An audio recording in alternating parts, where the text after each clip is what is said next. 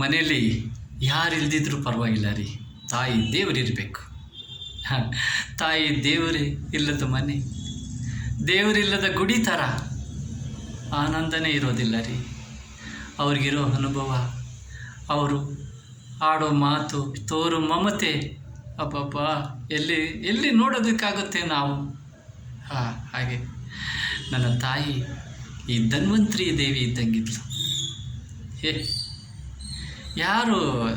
ಯಾರನ್ನಾದರೂ ಸರಿ ಅವಳು ಕೊಳೆತು ನಾರ್ತಾ ಇರಲಿ, ಹರಿದೋಗಿರೋ ಬಟ್ಟೆ ಇರಲಿ, ಬಡವರಾಗಲಿ ಸಾಹುಕಾರಾಗಲಿ, ಇಂಥ ಸಮಸ್ಯೆ ಇದೆ ಅಂದರೆ ಸ್ಪಂದಿಸೋಳು, ಪ್ರೀತಿಯಿಂದ ನೋಡ್ಕೊಳ್ಳೋಳು, ಗಲೀಜಾಗಿದ್ದರೂ ಬಾಚೋಳು, ಅಷ್ಟು ಆರೈಕೆ ಮಾಡೋಳು. ಆ ಮದರ್ ತೆರೇಸಾ ಇದ್ಲು ನೋಡಿ, ಆ ಥರ ಅವಳು ಅಷ್ಟೇ. ಆ ಕುಷ್ಠರೋಗಿಗಳನ್ನ ಆನಂದವಾಗಿ ಅವಳು ಟ್ರೀಟ್ ಮಾಡಿದ್ಲು.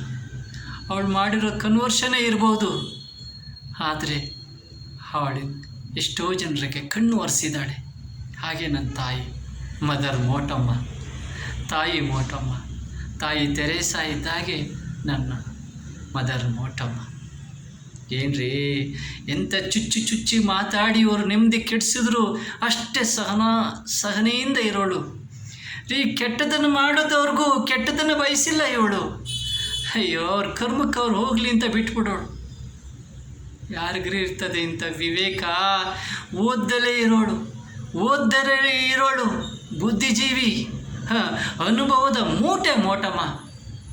ನಿಜವಾಗ್ಲೂ ಅನುಭವದ ಈ ಮೂಟೆ ಮೋಟಮ್ಮ. ಬದುಕಿದ್ದಾಗಲೂ ಹುರ್ಕೊಂಡು ತಿಂದರು, ಗೋಳಾಡಿಸಿದ್ರು, ಸತ್ತ ಮೇಲೂ ಆ ಗೋರಿ ಕಿತ್ತಾಕಿದ್ದಾರೆ. ಎಂಥ ಕೀಳು ಮಟ್ಟದಲ್ವಾ? ಆ ಕಾಡು ನಾಯಿಗಿಂತ ಕಡೆ ಇವು ಆ ಹುಚ್ಚು ನಾಯಿಗಳು. ಆ ಸೊಸೆಂದರು, ಅಯ್ಯೋ ಆ ಬೀಗರು, ಆ ಬೀಗತಿ, ನನ್ನ ತಾಯಿ ತಪಸ್ಸು ಮಾಡಿ ಪಡ್ಕೊಂಡಿದ್ದಾಳೆ ಏನೋ ಪಾಪ ಇವ್ರನ್ನೆಲ್ಲ. ಕಾಡು ಜನ ಸಂಸ್ಕಾರನೇ ಇಲ್ಲ.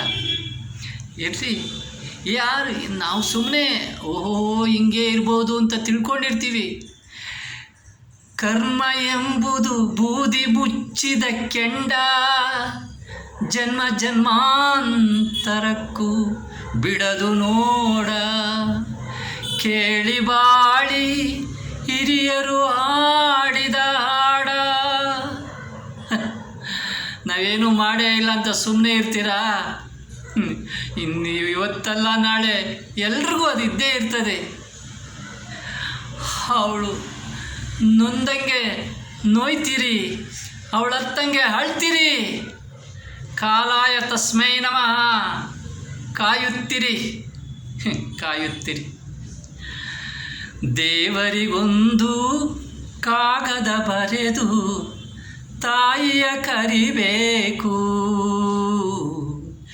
ದೇವರಿಗೊಂದು ಕಾಗದ ಬರೆದು ತಾಯಿಯ ಕರಿಬೇಕು. ದೇವರಂತ ಪ್ರೀತಿಯ ತೋರೋ ಅವಳ ಜೊತೆ ಇರಬೇಕು. ದೇವರಂತೆ ಪ್ರೀತಿಯ ತೋರೋ ಅವಳ ಜೊತೆ ಇರಬೇಕು. ಅವಳ ಮಡಿಲಲ್ಲಿ ಮಲಗಿ ನಾವು ನಿದ್ರಿಸಬೇಕು.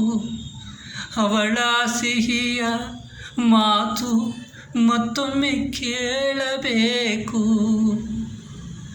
ಅವಳ ಕೈ ತುತ್ತ ತಿಂದು ಅವಳ ಕಾಲಿಗೆ ಬಿದ್ದು ಮನಸಾರೆ ಹತ್ತು ಎದೆ ಭಾರ ಇಳಿಸಿಕೊಳ್ಳಬೇಕು.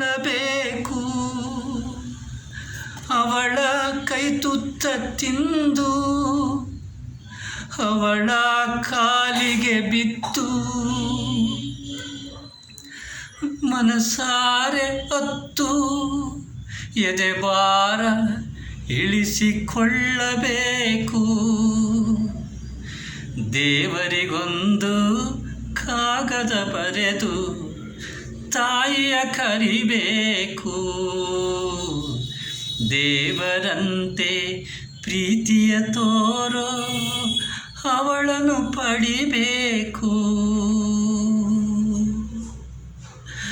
ಅವಳ ಜೊತೆ ಇರಬೇಕು. ದೇವರಿಗೊಂದು ಕಾಗದ ಬರೆದು ತಾಯಿಯ ಕರಿಬೇಕು.